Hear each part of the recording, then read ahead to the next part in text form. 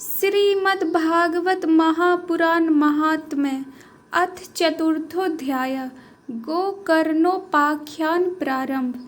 सुत जी कहते हैं, मुनिवर, उस समय अपने भक्तों के चित्त में अलौकिक भक्ति का प्रादुर्भाव हुआ देख भक्त वत्सल श्री भगवान अपना धाम छोड़कर वहां पधारे।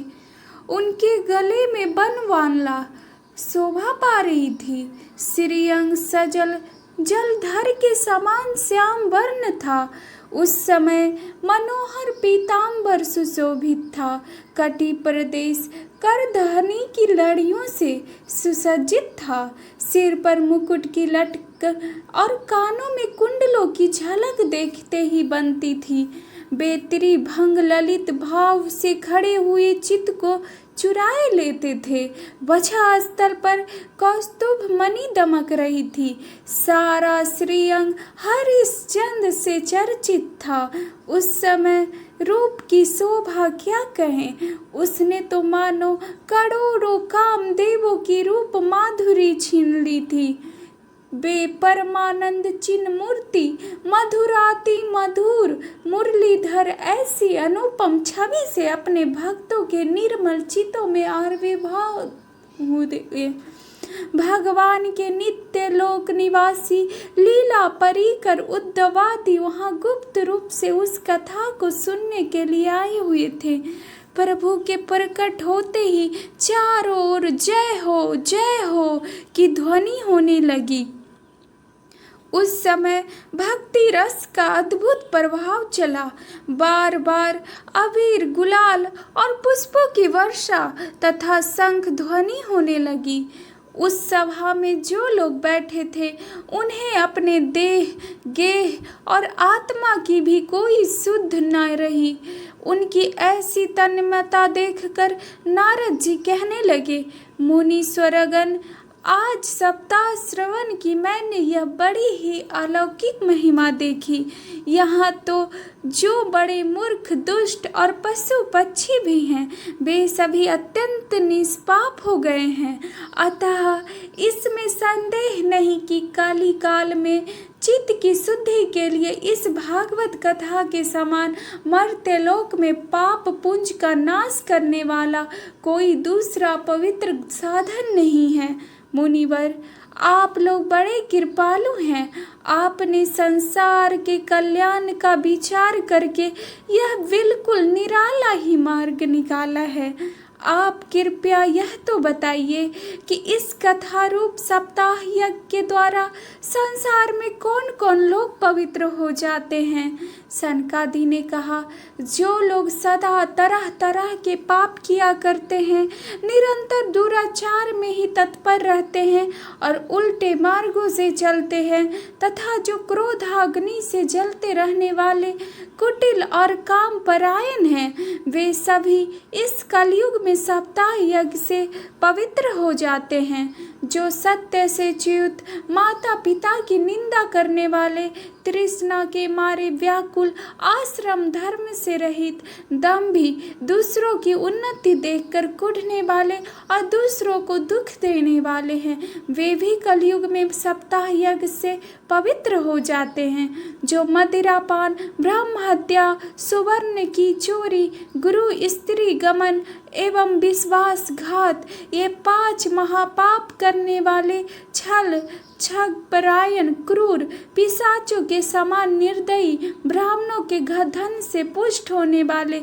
और व्यभिचारी हैं, वे भी कलयुग में सप्ताह यज्ञ से पवित्र हो जाते हैं।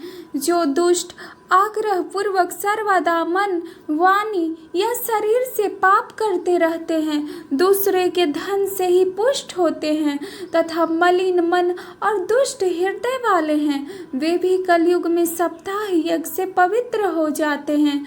नारद जी, अब हम तुम्हें इस विषय में एक प्राचीन इतिहास सुनाते हैं। उसके सुनने से ही सब पाप नष्ट हो जाते हैं। पूर्व काल में तुंगभद्रा नदी के तट पर एक अनुपम नगर बसा हुआ था। वहाँ सभी वर्णों के लोग अपने अपने धर्मों का आचरण करते हुए सत्य और सत्य कर्मों में तत्पर रहते थे। उस नगर में समस्त वेदों का विशेषज्ञ और स्रोत स्मार्त कर्मों में निपुण एक आत्मदेव नामक एक ब्राह्मण रहता था। वह साक्षात दूसरे सूर्य के समान तेजस्वी था। वह धनी होने पर भी भिक्षाजीवी था।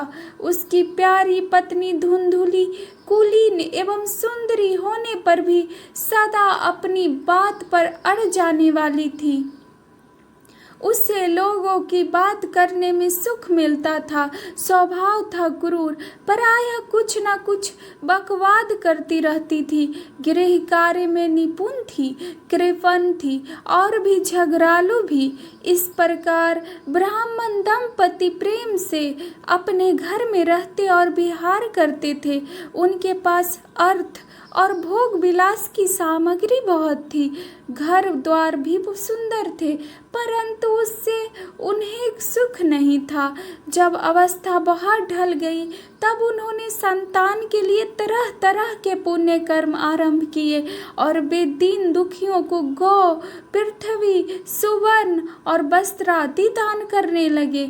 इस प्रकार धर्म मार्ग में उन्होंने अपना आधा धन समाप्त कर दिया, तो भी उन्हें पुत्र या पुत्री किसी का भी मुख देखने को ना मिला। इसीलिए अब वह ब्राह्मण बहुत ही चिंतातुर रहने लगा। एक दिन वह ब्राह्मण देवता बहुत दुखी होकर घर से निकलकर वन को चल दिए। दोपहर के समय उसे प्यास लगी, इसलिए वह एक तालाब पर आया। संतान के अभाव के दुख ने उसके शरीर को बहुत सुखा दिया था, इसीलिए थक जाने के कारण जल पीकर वह वहीं बैठ गया। 2 घड़ी बीतने पर वहाँ एक सन्यासी महात्मा आए। जब ब्राह्मण देवता ने देखा कि वे जल पी चुके हैं, तब वह उनके पास गया और चरणों में नमस्कार करने के बाद सामने खड़े होकर लंबी लंबी सांसें लेने लगा। सन्यासी ने पूछा, कहो ब्राह्मण देवता, रोते क्यों हो? ऐसी तुम्हें क्या भारी चिंता है? तुम जल्दी ही मुझे अपने दुख का कारण बताओ। ब्राह्मण ने कहा, महाराज, मैं अपने पूर्व जन्म के पापों से संचित दुख का क्या वर्णन करूं। अब मेरे पितर मेरे द्वार दी गई जलांजलि के जल को अपने चिंता जनित सांसों से कुछ गर्म करके पीते हैं। देवता और ब्राह्मण मेरा दिया हुआ प्रसन्न मन से स्वीकार नहीं करते। संतान के लिए मैं इतना दुखी हो गया हूँ कि मुझे सब सूना ही सूना दिखाई देता है। मैं प्राण त्यागने के लिए ही यहाँ आया हूँ। संतानहीन जीवन को धिक्कार है, संतानहीन गृह को धिक्कार है, संतानहीन धन को धिक्कार है और संतानहीन कुल को धिक्कार है। मैं जिस गाय को पालता हूँ वह भी सर्वथा बांझ हो जाती है। जो पेड़ लगाता हूँ उस पर भी फल फूल नहीं लगते। मेरे घर में जो फल आता है वह भी बहुत जल्दी सड़ जाता है। जब मैं ऐसा अभागा और पुत्रहीन हूँ, तब फिर इस जीवन को ही रखकर मुझे क्या करना है? यूँ कहकर वह ब्राह्मण दुख से व्याकुल हो जा उस सन्यासी महात्मा के पास फूट फूट कर रोने लगा। तब उन युवती वर के हृदय में बड़ी करुणा उत्पन्न हुई। वे योगी निष्ठ थे। उन्होंने उसके ललाट की रेखाएं देखकर सारा वृत्तांत जान लिया और फिर उसे विस्तार पूर्वक कहने लगे। सन्यासी ने कहा, ब्राह्मण देवता, इस प्रजा प्राप्ति का मोह त्याग दो। कर्म की गति प्रबल है। विवेक का आश्रय लेकर संसार की वासना छोड़ दो। विप्रवर सुनो, मैंने इस समय तुम्हारा प्रारब्ध देखकर निश्चय किया है कि 7 जन्म तक तुम्हारी कोई संतान किसी प्रकार नहीं हो सकती। पूर्व काल में राजा सगर एवं अंग को संतान के कारण दुख भोगना पड़ा था। ब्राह्मण, अब तुम कुटुंब की आशा छोड़ दो, संन्यास में ही सब प्रकार का सुख है। ब्राह्मण ने कहा, महात्मा जी, विवेक से मेरा क्या होगा? मुझे तो बलपूर्वक पुत्र दीजिए, नहीं तो मैं आपके सामने ही शोक मूर्छित होकर अपने प्राण त्यागता हूँ। जिसमें पुत्री स्त्री आदि का सुख नहीं है, ऐसा संन्यास तो सर्वथा नीरस ही है। लोक में सरस तो पुत्र पौत्रादि से भरा पर वह पूरा गृहस्थाश्रम ही है। ब्राह्मण का ऐसा आग्रह देखकर उन तपोधन ने कहा, विधाता के लेख को मिटाने का हठ करने से राजा चित्रकेतु को बड़ा कष्ट उठाना पड़ा था।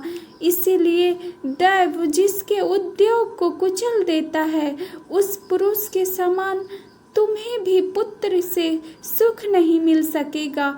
तुमने जो तो बड़ा हठ पकड़ रखा है और अर्थी के रूप में तुम मेरे सामने उपस्थित हो। ऐसी दशा में मैं तुमसे क्या कहूँ? जब महात्मा जी ने देखा कि यह किसी प्रकार अपना आग्रह नहीं छोड़ता, तब उन्होंने उसे एक फल देकर कहा, इसे तुम अपनी पत्नी को खिला देना, इससे उसके एक पुत्र होगा। तुम्हारी स्त्री को 1 साल तक सत्य, शौच, दया, दान और एक समय अन्न ही खाने का नियम रखना चाहिए। यदि वह ऐसा करेगी तो बालक बहुत शुद्ध स्वभाव वाला होगा। यूँ कहकर वे योगी राज चले गए और ब्राह्मण अपने घर लौट आया। वहाँ आकर उसने वह फल अपनी स्त्री के हाथ में दे दिया और स्वयं कहीं और चला गया। उसकी स्त्री तो कुटिल स्वभाव की थी ही। वह रो रो कर अपनी एक सखी से कहने लगी, सखी, मुझे तो बड़ी चिंता हो गई। मैं तो यह फल नहीं खाऊंगी। फल खाने से गर्भ रहेगा और गर्भ से पेट बढ़ जाएगा, फिर कुछ खाया पिया जाएगा नहीं। इससे मेरी शक्ति छीन हो जाएगी। तब बता, घर का धंधा कैसे होगा? और दैव बस यदि कहीं गांव में डाकुओं का आक्रमण हो गया तो गर्भिणी स्त्री कैसे भागेगी? यदि सुखदेव जी की तरह यह गर्भ भी पेट में ही रह गया तो इसे बाहर कैसे निकाला जाएगा? और कहीं प्रसव काल के समय वह टेढ़ा हो गया तो फिर प्राणों से ही हाथ धोना पड़ेगा। यूँ भी प्रसव के समय बड़ी भयंकर पीड़ा होती है। मैं सुकुमारी भला यह सब कैसे सह सकूंगी? मैं जब दुर्बल पड़ जाऊंगी तब नंदरानी आकर घर का सब माल मता समेट ले जाएंगी और मुझसे तो शौच, सत्य आदि नियमों का पालन भी होना कठिन ही जान पड़ता है। जो स्त्री बच्चा जानती है उसे उसके बच्चे के लालन पालन में भी बड़ा कष्ट होता है। मेरे विचार से तो वंध्या या विधवा स्त्रियां ही सुखी है। मन में ऐसे ही तरह तरह के कुतर्क उठने से उसने वह फल नहीं खाया और जब उसके पति ने पूछा, फल खा लिया? तब उसने कह दिया, हाँ खा लिया। एक दिन उसकी बहन अपने आप ही उसके घर आई। तब उसने अपनी बहन को सारा वृत्तांत सुनाकर कहा कि मेरे मन में इसकी बड़ी चिंता है। मैं इस दुख के कारण दिनों दिन दुबली हो रही हूँ। बहन, मैं क्या करूँ? बहन ने कहा, मेरे पेट में बच्चा है। प्रसव होने पर वह बालक मैं तुझे दे दूंगी। तब तक तू गर्भवती के समान घर में गुप्त रूप से सुख से रह। तू मेरे पति को कुछ धन दे देगी तो वे तुझे अपना बालक दे देंगे। हम ऐसी युक्ति करेंगी कि जिसमें सब लोग यही कहें कि इसका बालक 6 महीने का होकर मर गया और मैं नित्य प्रति तेरे घर आकर उस बालक का पालन पोषण करती रहूंगी। तू इस समय इसकी जांच करने के लिए यह फल गौ को खिला दे। ब्राह्मणी ने स्त्री स्वभाव बस जो जो उसकी बहन ने कहा था वैसे ही सब किया। इसके पश्चात समय अनुसार जब उस स्त्री के पुत्र हुआ तब उसके पिता ने चुपचाप लाकर उसे धुंधली को दे दिया और उसने आत्मदेव को सूचना दे दी कि मेरे सुखपूर्वक बालक हो गया है। इस प्रकार आत्मदेव के पुत्र हुआ सुनकर सब लोगों को बड़ा आनंद हुआ। ब्राह्मण ने उसका जात कर्म संस्कार करके ब्राह्मणों को दान दिया और उसके द्वार पर गाना बजाना तथा अनेक प्रकार के मांगलिक कृत्य होने लगे। धुंधली ने अपने पति से कहा, मेरे स्तनों में तो दूध ही नहीं है, फिर गौ आदि किसी अन्य जीव के दूध से मैं इस बालक का किस प्रकार पालन करूंगी।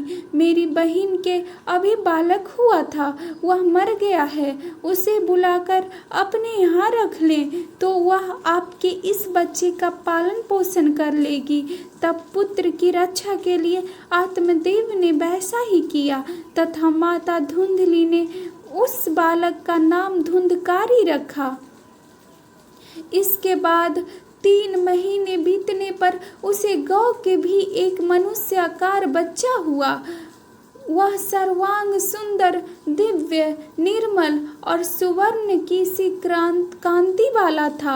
उसे देखकर ब्राह्मण देवता को बड़ा आनंद हुआ और उसने स्वयं ही उसके सब संस्कार किए। इस समाचार से और सब लोगों को भी बड़ा आश्चर्य हुआ और वे बालक को देखने के लिए आए तथा आपस में कहने लगे, देखो भाई, अब आत्मदेव का कैसा भाग्य उदय हुआ कि गौ के भी ऐसा दिव्य रूप बालक उत्पन्न हुआ है। दैव योग से इस गुप्त रहस्य का किसी को भी पता न लगा। आत्मदेव ने उस बालक के गौ के से कान देखकर उसका नाम गोकर्ण रखा। कुछ काल बीतने पर वे दोनों बालक जवान हो गए। उनमें गोकर्ण तो बड़ा पंडित और ज्ञानी हुआ, किंतु धुंधकारी बड़ा ही दुष्ट निकला। स्नान शौचादि ब्राह्मणोचित आचारों का उसमें नाम भी न था और न खान पान का ही कोई परहेज था। क्रोध उसमें बहुत बढ़ा चढ़ा था। वह बुरी बुरी वस्तुओं का संग्रह किया करता था। मुर्दे के हाथ से छुआया हुआ अन्न भी खा लेता था। दूसरों की चोरी करना और सब लोगों से द्वेष बढ़ाना उसका स्वभाव बन गया था। छिपे छिपे वह दूसरों के घरों में आग लगा देता था। दूसरों के बालकों को खिलाने के लिए गोद में लेता और उन्हें चट कुएं में डाल देता। हिंसा का उसे व्यसन सा हो गया था। हर समय वह अस्त्र शस्त्र धारण किए रहता और बेचारे अंधे और दीन दुखियों को व्यर्थ तंग करता। चांडालों से उसका विशेष प्रेम था। बस हाथ में फंदा लिए कुत्तों की टोली के साथ शिकारी का टोह में घूमता रहता। अब मैं क्या कहूँ, अब मैं कहाँ रहूं, कहाँ जाऊं, मेरे इस संकट को कौन काटेगा। हाय, मेरे ऊपर तो बड़ी विपत्ति आ पड़ी है। इस दुख के कारण अवश्य मुझे एक दिन प्राण छोड़ने पड़ेंगे। उसी समय परम ज्ञानी गोकर्ण जी वहाँ आए और उन्होंने अपने पिता को वैराग्य का उपदेश करते हुए बहुत समझाया। वे बोले, पिताजी, यह संसार असार है, यह अत्यंत दुख रूप और मोह में डालने वाला है।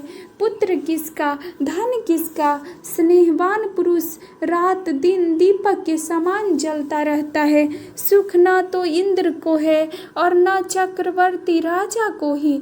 सुख है तो केवल विरक्त एकांत जीवी मुनि को। यह मेरा पुत्र है, इस अज्ञान को छोड़ दीजिए। मोह से नरक की प्राप्ति होती है। यह शरीर तो नष्ट होगा ही, इसीलिए सब कुछ छोड़कर वन में चले जाइए। गोकर्ण के वचन सुनकर आत्मदेव वन में जाने के लिए तैयार हो गया और उनसे कहने लगा, बेटा, वन में रहकर मुझे क्या करना चाहिए, यह मुझे विस्तार पूर्वक कहो। मैं बड़ा मूर्ख हूँ। अब तक कर्म बस स्नेह पास में बंधा हुआ अपंग की भांति इस घर रूप अंधेरे कुएं में ही पड़ रहा हूँ। तुम बड़े दयालु हो, इससे मेरा उद्धार करो। गोकर्ण ने कहा, पिताजी, यह शरीर हड्डी, मांस और रुधिर का पिंड है, इसे आप मैं मानना छोड़ दें और स्त्री पुत्र आदि को अपना कभी न माने। इस संसार को रात दिन क्षण भंगुर देखे, इसकी किसी से भी वस्तु को अस्थायी समझकर उसमें राग न करें। बस एकमात्र वैराग्य से रसिक होकर भगवान की भक्ति में लगे रहें। भगवत भजन ही सबसे बड़ा धर्म है, निरंतर उसी का आश्रय लिए रहें।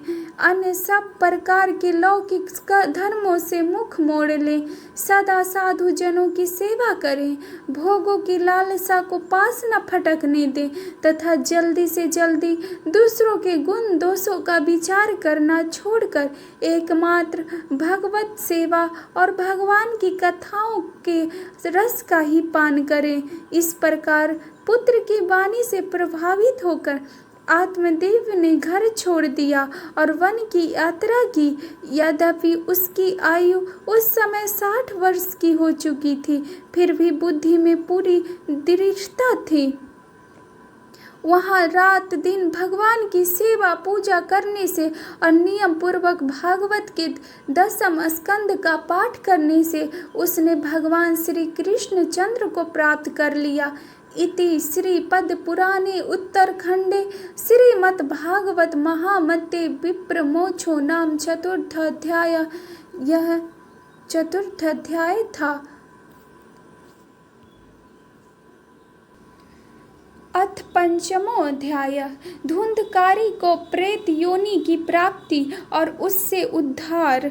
सूत जी कहते हैं, सौनक जी पिता के वन चले जाने पर एक दिन धुंधकारी ने अपनी माता को बहुत पीटा और कहा, बता धन कहाँ रखा है, नहीं तो अभी तेरी लुआटी जलती लकड़ी से खबर लूंगा। उसकी इस धमकी से डरकर और पुत्र के उपद्रवों से दुखी होकर वह रात्रि के समय कुएं में जा गिरी और इसी से उसकी मृत्यु हो गई। योगनिष्ठ गोकर्ण जी तीर्थ यात्रा के लिए निकल गए। उन्हें इस घटनाओं से कोई सुख या दुख नहीं होता था, क्योंकि उसका न कोई मित्र था न शत्रु। धुंधकारी 5 वेश्याओं के साथ घर में रहने लगा। उनके लिए भोग सामग्री जुटाने की चिंता ने उसकी बुद्धि नष्ट कर दी और वह नाना प्रकार के अत्यंत क्रूर कर्म करने लगा। एक दिन उन कुलटाओं ने उससे बहुत से गहने मांगे। वह तो काम से अंधा हो रहा था, मौत की उसे कभी याद नहीं आती थी। बस उन्हें जुटाने के लिए वह घर से निकल पड़ा। वह जहाँ तहाँ से बहुत सा धन चुराकर घर लौट आया तथा उन्हें कुछ सुंदर वस्त्र और आभूषण ला कर दिए। चोरी का बहुत माल देखकर रात्रि के समय स्त्रियों ने विचार किया, यह नित्य ही चोरी करता है, इसलिए इसे किसी दिन अवश्य राजा पकड़ लेगा। राजा यह सारा धन छीनकर इसे निश्चय ही प्राण दंड देगा। जब एक दिन इसे मरना ही है, तब हम धन की रक्षा के लिए गुप्त रूप से इसको क्यों न मार डालें। इसे मारकर हम इसका माल मता लेकर जहाँ कहीं चले जाएंगे। ऐसा निश्चय कर उन्होंने सोए हुए धुंधकारी को रस्सियों से कस दिया और उसके गले में फांसी लगाकर उसे मारने का प्रयत्न किया। इससे जब वह जल्दी न मरा तो उन्हें बड़ी चिंता हुई। तब उन्होंने उसके मुख पर बहुत से दहकते अंगारे डाले। इससे वह अग्नि की लपेटों से बहुत छटपटा कर मर गया। उन्होंने उसके शरीर को एक गड्ढे में डालकर गाड़ दिया। सच है, स्त्रियां प्रायः बड़ी दुस्साहसी होती है। उनके इस कृत्य का किसी को भी पता न चला। लोगों से पूछने पर कह देती थी कि हमारे प्रियतम पैसे के लोभ से अब की बार कहीं दूर चले गए हैं, इसी वर्ष के अंदर लौट आएंगे। बुद्धिमान पुरुष को दुष्टा स्त्रियों का कभी विश्वास न करना चाहिए। जो मूर्ख इनका विश्वास करता है उसे दुखी होना पड़ता है। इनकी वाणी तो अमृत के समान कामियों के हृदय में रस का संचार करती है, किंतु हृदय छुरे की धार के समान तीक्ष्ण होता है। भला इन स्त्रियों का कौन प्यारा है? बेकुलटाएं धुंधकारी की सारी संपत्ति समेटकर वहां से चंपत हो गई। उनके ऐसे न जाने कितने पति थे, और धुंधकारी अपने कुकर्मों के कारण भयंकर प्रेत हुआ। वह बवंडर के रूप में सर्वदा 10 दिशाओं में भटकता रहता था तथा शीत घाम से संतप्त और भूख प्यास से व्याकुल होने के कारण हा देव चिल्लाता रहता था, परंतु उसे कहीं भी कोई आश्रय न मिला। कुछ काल बीतने पर गोकर्ण ने भी लोगों के मुख से धुंधकारी की मृत्यु का समाचार सुना। तब उसे अनाथ समझकर उन्होंने उसका गयाजी में श्राद्ध किया, और भी जहाँ जहाँ वे जाते थे उसका श्राद्ध अवश्य करते थे। इस प्रकार घूमते घूमते गोकर्ण जी अपने नगर में आए और रात्रि के समय दूसरों की दृष्टि से बचकर सीधे अपने घर के आंगन में सोने के लिए पहुँचे। वहां अपने भाई को सोया देख आधी रात के समय धुंधकारी ने अपना बड़ा विकट रूप दिखाया। वह कभी भेड़ा, कभी हाथी, कभी भैंसा, कभी इंद्र, कभी अग्नि का रूप धारण करता। अंत में वह मनुष्य के आकार में प्रकट हुआ। ये विपरीत अवस्थाएं देखकर गोकर्ण ने निश्चय किया कि यह कोई दुर्गति को प्राप्त हुआ जीव है। तब उन्होंने उससे धैर्यपूर्वक पूछा।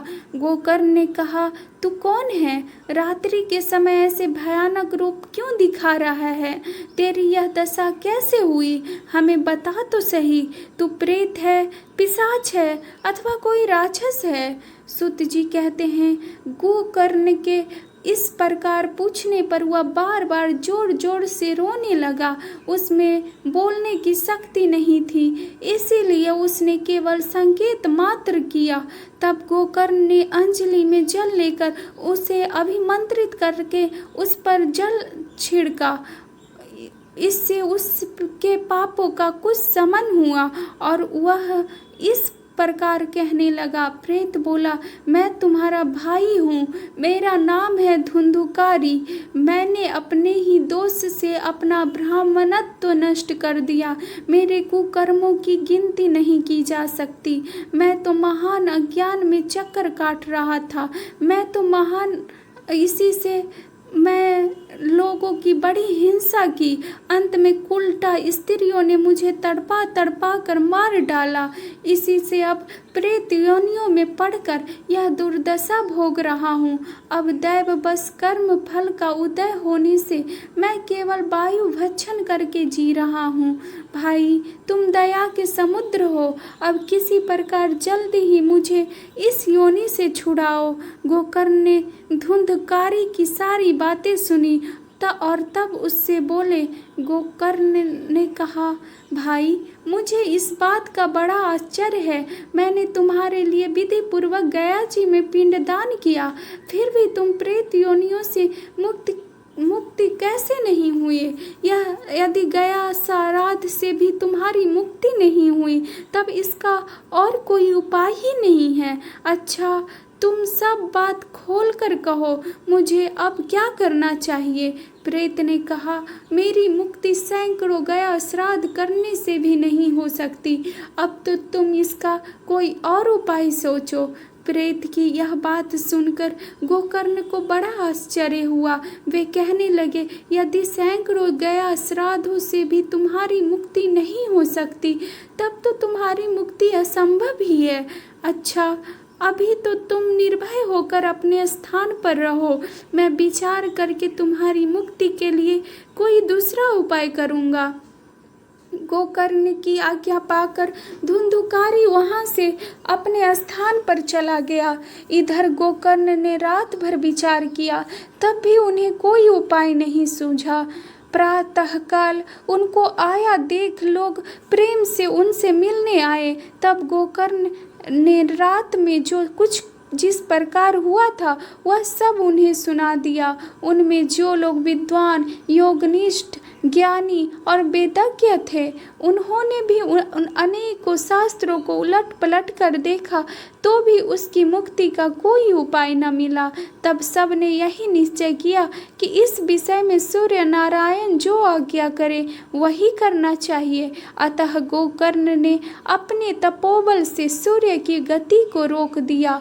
उन्होंने स्तुति की, भगवान आप सारे संसार के साक्षी हैं, मैं आपको नमस्कार करता हूँ। आप मुझे कृपा करके धुंधकारी की मुक्ति का साधन बताइए। गोकर्ण की यह प्रार्थना सुनकर सूर्यदेव ने दूर से ही स्पष्ट शब्दों में कहा, श्रीमद् भागवत से मुक्ति हो सकती है, इसलिए तुम उसका सप्ताह पारायण करो। सूर्य का यह धर्ममय वचन कहाँ सभी ने सुना। तब सब ने यही कहा कि प्रयत्न पूर्वक यही करो, है भी यह साधन बहुत सरल। अतः गोकर्ण जी भी तदनुसार निश्चय करके कथा सुनाने के लिए तैयार हो गए। देश और गांव से अनेकों लोग कथा सुनने के लिए आए। बहुत से लंगड़े, लूले, अंधे, बूढ़े और मंद बुद्धि पुरुष भी अपने पापों की निवृत्ति के उद्देश्य से वहां आ पहुँचे। इस प्रकार वहां इतनी भीड़ हो गई कि उसे देखकर देवताओं को भी आश्चर्य होता था। जब गोकर्ण जी व्यास गद्दी पर बैठकर कथा कहने लगे, तब वह प्रेत भी वहां आ पहुंचा और इधर उधर बैठने के लिए स्थान ढूंढने लगा। इतने में ही उसकी दृष्टि एक सीधे रखे हुए 7 गांठ के बांस पर पड़ी। उसी के नीचे के छिद्र में घुसकर वह कथा सुनने के लिए बैठ गया। वायु रूप होने के कारण वह बाहर कहीं बैठ नहीं सकता था, इसीलिए बांस में घुस गया। गोकर्ण जी ने एक वैष्णव ब्राह्मण को मुख्य श्रोता बनाया और प्रथम स्कंद से ही स्पष्ट स्वर में कथा सुनानी आरंभ कर दी। सायंकाल में जब कथा को विश्राम दिया गया, तब एक बड़ी विचित्र बात हुई। वहां सभासदों के देखते देखते उस बांस की एक गांठ तड़ तड़ शब्द करती फट गई।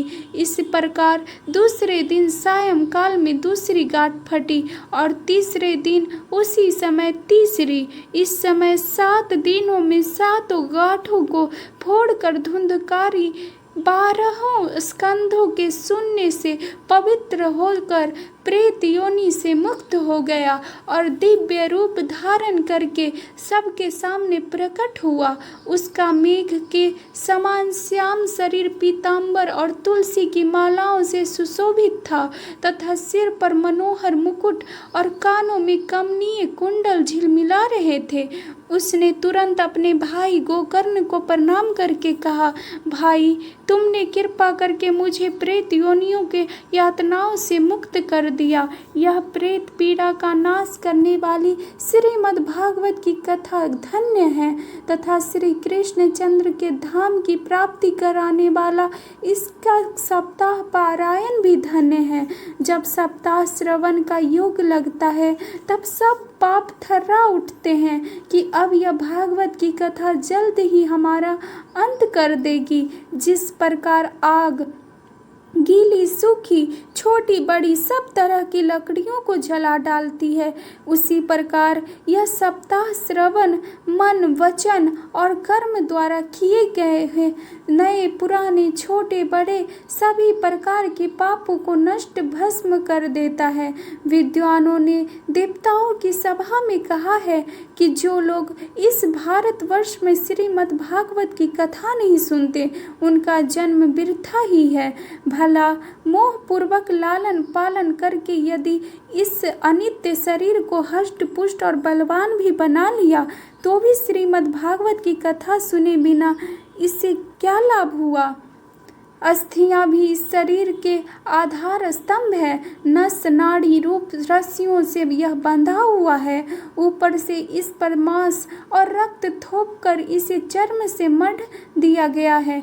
इसके प्रत्येक अंग में दुर्गंध आती है, क्योंकि है तो यह मूल मंत्र का भांड ही। वृद्धावस्था और शोक के कारण यह परिणाम में दुखमय ही है। रोगों का तो घर ही ठहरा, यह निरंतर किसी न किसी कामना से पीड़ित रहता है, कभी इसकी तृप्ति नहीं होती। इसे धारण किए रहना भी एक भार ही है। इसके रोम रोम में दोष भरे हुए हैं और नष्ट होने में इसे एक क्षण भी नहीं लगता। अंत में यदि इसे गाड़ भी दिया जाता है तो इसके कीड़े बन जाते हैं। कोई पशु खा जाता है तो यह विष्ठा हो जाता है और अग्नि में जला दिया जाता है तो भस्म की ढेरी हो जाता है। ये तीन ही इसकी गतियाँ बताई गई है। ऐसे अस्थिर शरीर से मनुष्य अविनाशी फल देने वाला काम क्यों नहीं बना लेता। जो अन्न प्रातः काल पकाया जाता है वह सायं काल तक बिगड़ जाता है, फिर उसी के रस से पुष्ट हुए शरीर की नित्यता कैसी। इस लोक में सप्ताह श्रवण करने से भगवान की शीघ्र ही प्राप्ति हो सकती है।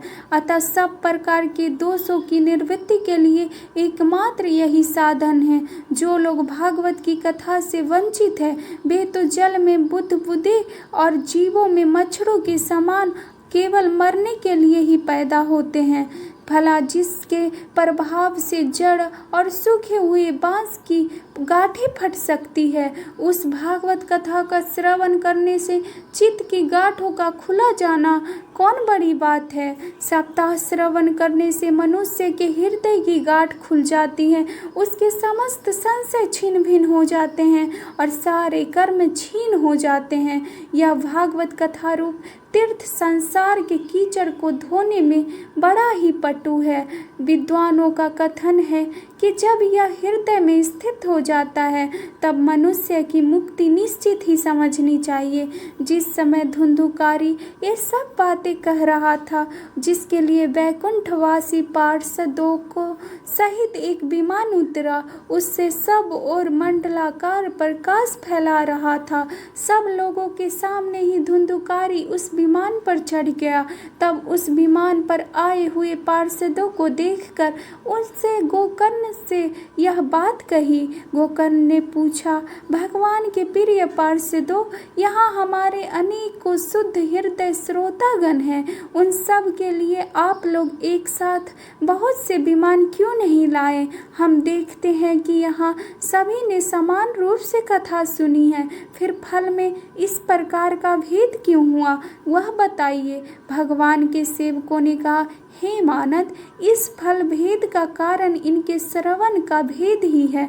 यह ठीक है कि श्रवण तो सबने समान रूप से ही किया है, किंतु इसके जैसा मन नहीं किया। इसी से एक साथ भजन करने पर भी उसके फल में भेद रहा। इस प्रेत ने 7 दिनों का तक निराहार रहकर श्रवण किया था तथा सुने हुए विषय का स्थिर चित्त से यह खूब मनन निधि ध्यासन भी करता रहता था। जो ज्ञान दृढ़ नहीं होता वह व्यर्थ हो जाता है। इसी प्रकार ध्यान न देने से, श्रवण का संदेह से, मंत्र का और चित्त के इधर उधर भटकते रहने से जब का भी कोई फल नहीं होता। वैष्णवहीन देश आपत्र को कराया हुआ श्राद्ध का भोजन, अश्रोतियों को दिया हुआ दान एवं आचारहीन कुल, इन सब का नाश हो जाता है। गुरु वचनों में विश्वास, दीनता का भाव, मन के दोषों पर विजय और कथा में चित्त की एकाग्रता इत्यादि नियमों का यदि पालन किया जाए तो श्रवण का यथार्थ फल मिलता है। यदि ये श्रोता फिर से श्रीमद् भागवत की कथा सुने तो निश्चय ही सबको वैकुंठ की प्राप्ति होगी।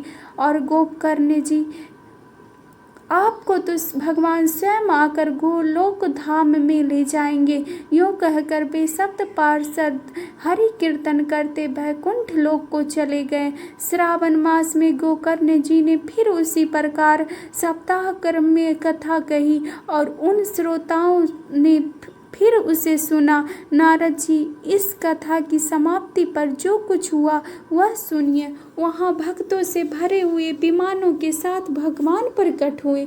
सब ओर से खूब जय जयकार और नमस्कार की ध्वनियाँ होने लगी। भगवान स्वयं हर्षित होकर अपने 5 जन्य संघ की ध्वनि करने लगे और उन्होंने गोकर्ण को हृदय से लगाकर अपने ही समान बना लिया।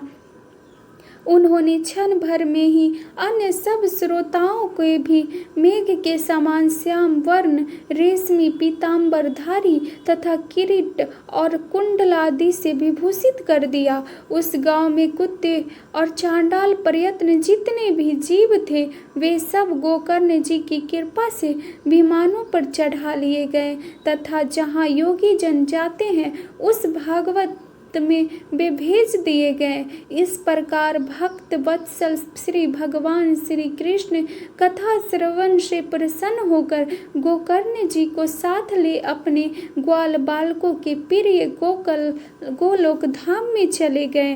पूर्व काल में जैसे अयोध्यावासी भगवान श्री राम के साथ साकेत धाम सिधारे थे, उसी प्रकार भगवान श्री कृष्ण उन सब को योगी दुर्लभ गोलोक धाम को ले गए, जिस लोक में सूर्य, चंद्रमा और सिद्धों की भी गति कभी नहीं हो सकती। उसमें वे श्रीमद् भागवत के श्रवण करने से चले गए।